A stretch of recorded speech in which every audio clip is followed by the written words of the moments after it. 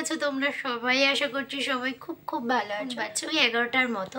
তো আজকের ব্লগটা আমি এখান থেকেই স্টার্ট করছি। এখন আমি একটু রেডি হয়ে আছি, দেখতেই পাচ্ছ, কারণ গেছিলাম আমি জাঙ্গুর জন্য একটু চিকেন আনতে। তো ওই জন্য ভাবলাম একেবারে রেডি যখন হয়ে আছি ব্লগটা আমি স্টার্ট কিউ না করেই দিই। এবার অনেক দিন তোমাদের সাথে ব্লগ দেওয়া হয় না, তো আজকের জন্য একটু ভাবলাম ব্লগ আমি দেবই। তো এখন থেকে ব্লগটা স্টার্ট করে দিলাম। আশা করছি আজকের ব্লগটা দেখতে তোমাদের খুব খুব খুব খুব ভালো লাগবে।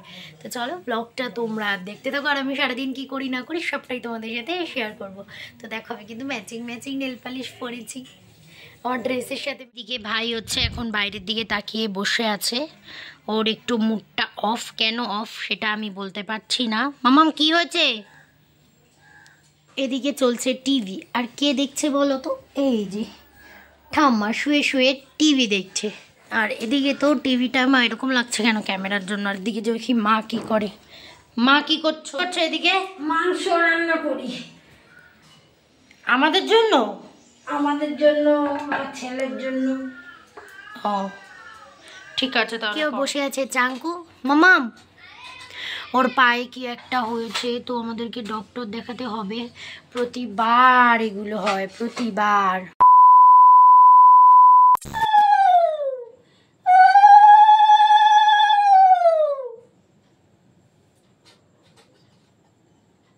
Hello everyone, good evening. 6:15 তো হয়েই গেছে, তো আমাকে আবার পড়াতে যেতে হবে। তো পড়াতে থেকে এসে আবার তোমাদের সাথে ব্লগ শেয়ার করব।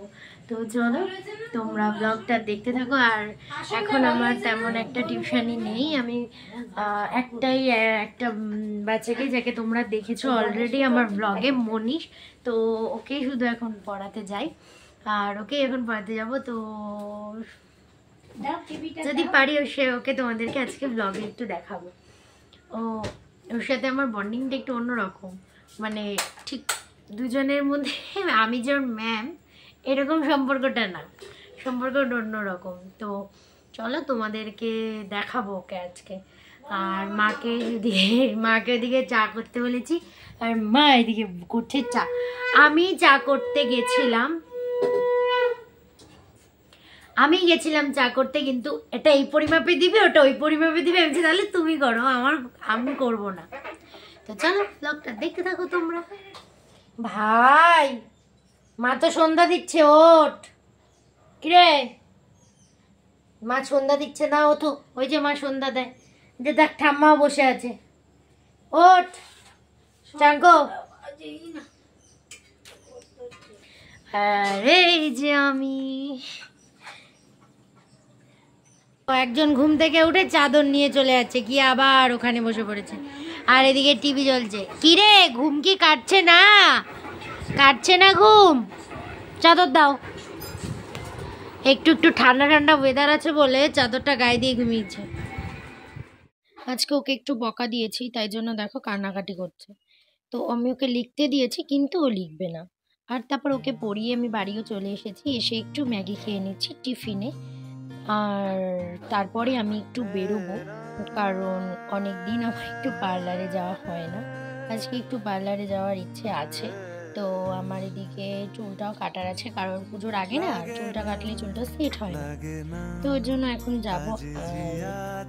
কিছুদিন ধরে মন মেজাজও খুব একটা ভালো লাগছে না, তো যার কারণে ভাবলাম যে না চলো একটু রেডি হয়ে কোথাও বেরোনো যাক।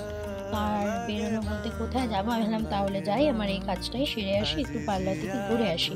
তো দেখো যেরকম ভাবা সেরকম কাজ, রেডি হয়ে গেছি আমি, আর চলে যাব এখন পার্লারে। তো কেমন লাগছে আমাকে তোমরা অবশ্যই জানিও। চুলটার অবস্থা খুব খারাপ, ওই জন্যই যাচ্ছি আরও পার্লারে। তো মেন আমি আইব্রোটা করাতে যাচ্ছি, অনেক দিন ওটা করানো হয় না।